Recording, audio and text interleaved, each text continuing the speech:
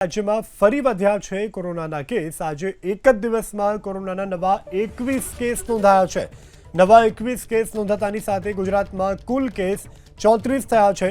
આ નવા 34 કેસ પૈકી એકલા અમદાવાદ શહેરમાં જ 32 કેસ નોંધાયા છે। તો અમદાવાદ ગ્રામ્યમાં એક કેસ નોંધાયો છે, જ્યારે રાજકોટમાંથી પણ એક કેસ નોંધાયો છે। તમામ 34 કેસ ઓમિક્રોન વેરિયન્ટના થી પ્રભાવિત હોવાનું સામે આવ્યું છે। હોંગકોંગમાં દેખાયેલા નવા વેરિયન્ટનો એક પણ કેસ હજુ સુધી ગુજરાત કે ભારતમાં નથી નોંધાયો। રાજ્યમાં ફરી વધ્યા છે કોરોનાના કેસ। આજે એક જ દિવસમાં કોરોનાના નવા 21 કેસ નોંધાયા છે। નવા 21 કેસ નોંધાતાની સાથે ગુજરાતમાં કુલ કેસ 34 થયા છે। આ નવા 34 કેસ પૈકી એકલા અમદાવાદ શહેરમાં જ 32 કેસ નોંધાયા છે।